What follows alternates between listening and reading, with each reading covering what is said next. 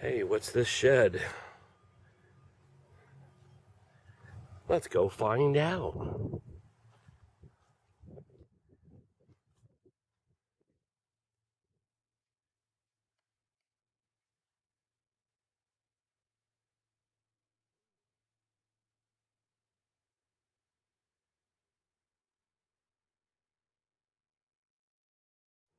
Alright, so this is inside of CMJ recording. Got a little coffee corner, a little mini refrigerator and so forth. It's basically a 12 by 20, I think it's 12 by 20 shed that I converted into a studio. It's a temporary space, going to be moving into the garage. Long story, but two-car garage with a little extra nook that will give me about 2.5 to 3 times the space that I have here. So as you can see, I had an old air conditioner and heater, and that was pumped outside, but this thing, although it works good, it heats up the air it cools, which doesn't make sense, but it's good for temporary solutions. So I had just installed, as you can see the wire, I just installed a mini split, and I just got it, forgot to turn the air on this morning, but got it turned down right now. So I just have to finish enclosing the area with all the tubes and junk that runs outside. But it works, that thing works great. It's quiet. It's on high right now, and you might just be able to hear it. It's nice because as I'm recording, it used to be where if someone was in there doing vocals or drums or something, it was so noisy with the little air conditioner here that I'd have to turn it down just because that might bleed through the door and get into the tracking room. So here's walking into the tracking room. I got a couple mics set up. I had just recorded some drums just maybe a week ago, and I was actually away. I just got back from Nashville and for work, and just looking out into the control room, and got a few mics set up. I got 16 channel snake running in through here. I bought this monster stand back in the back here. Bought that thing off of Amazon, and I think it was like $70. It's ridiculous how cheap this thing was.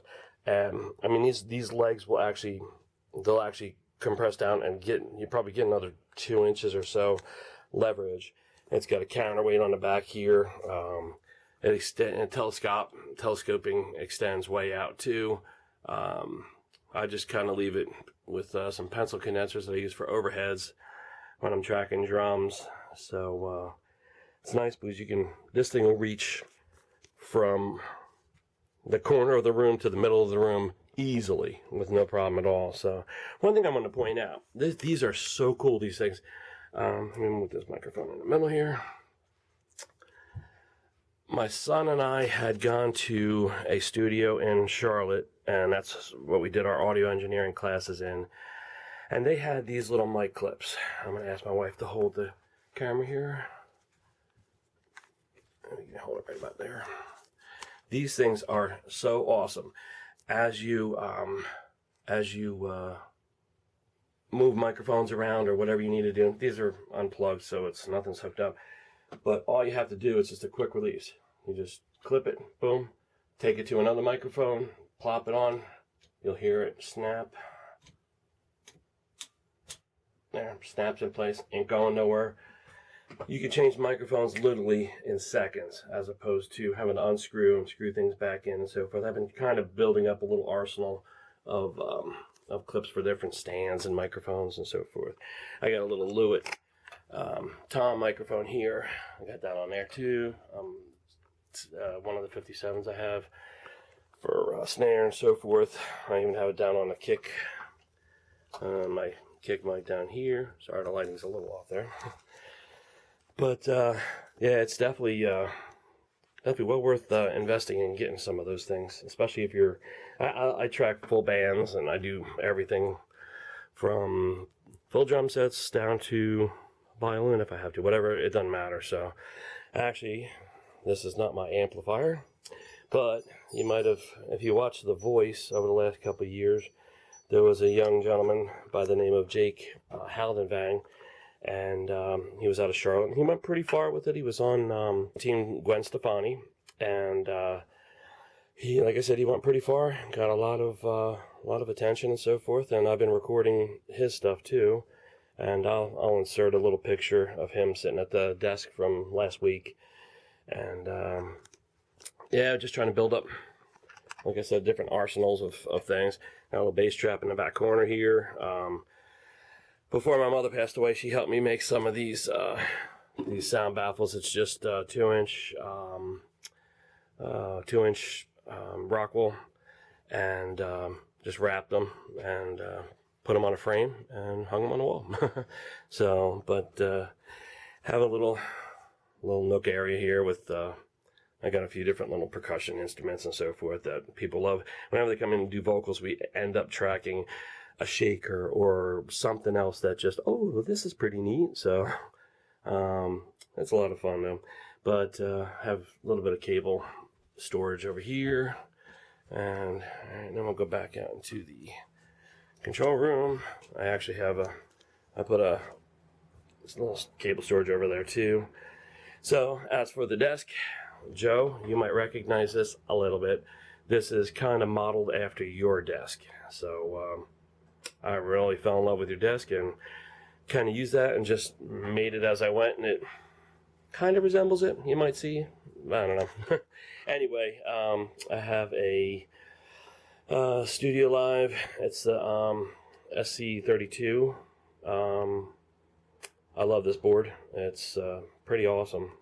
It does the trick. It took a little bit to get used to it because I had the Studio Live. It was the 16 channel. Good Lord, I can't even think of what the numbers was. But about a year and a half ago, I had to upgrade to this because that board died. But I had that thing for about 8-9 years, and I used it all the time.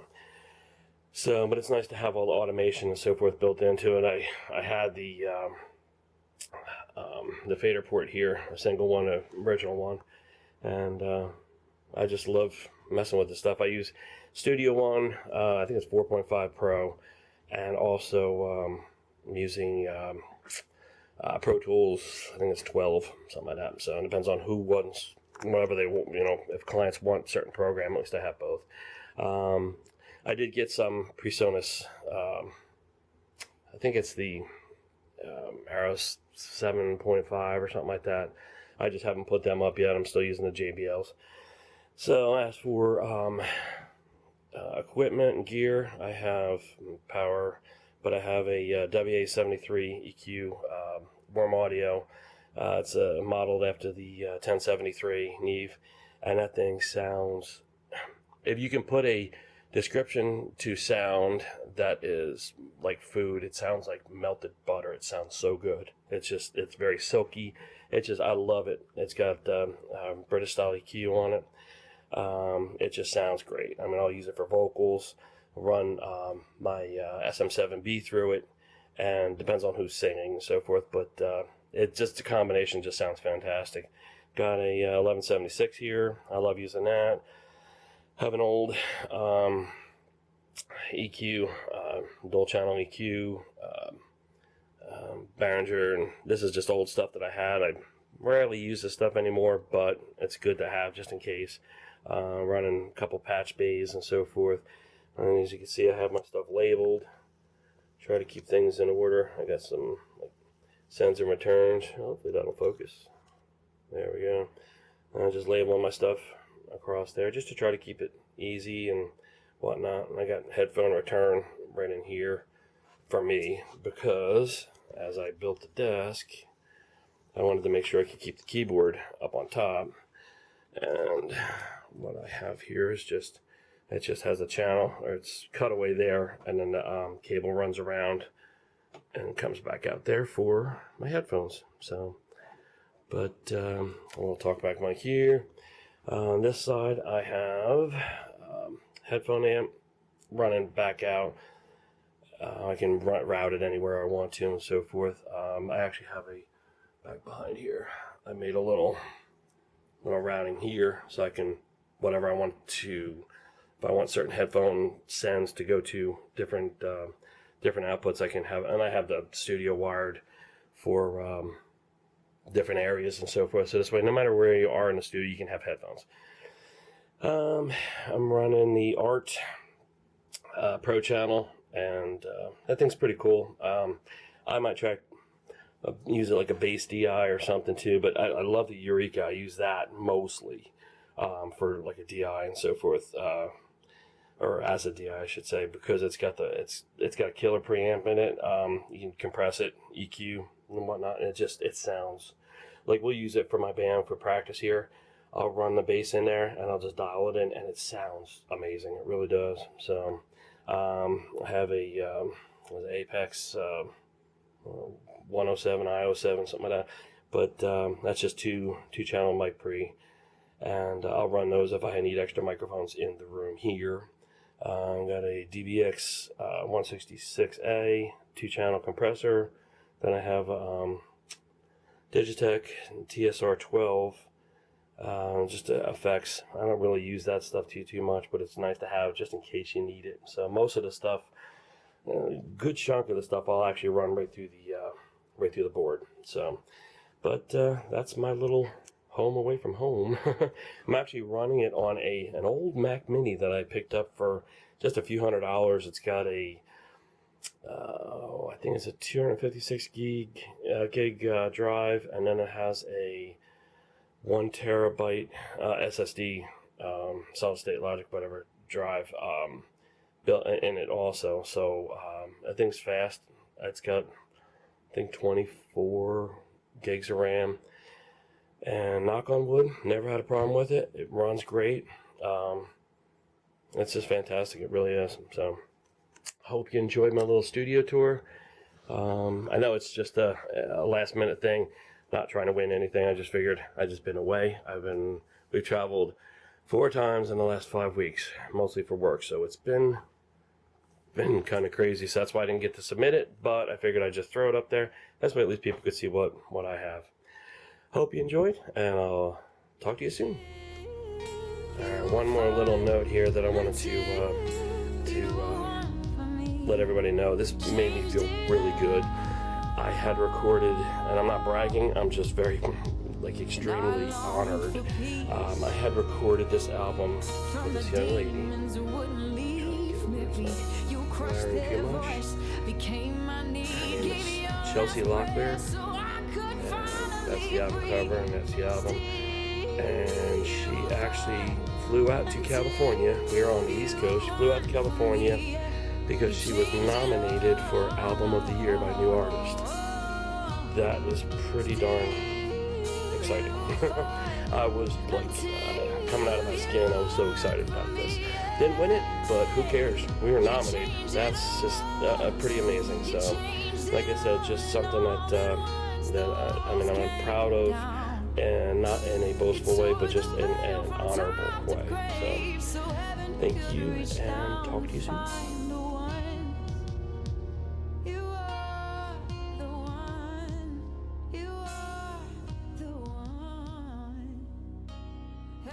Reaching for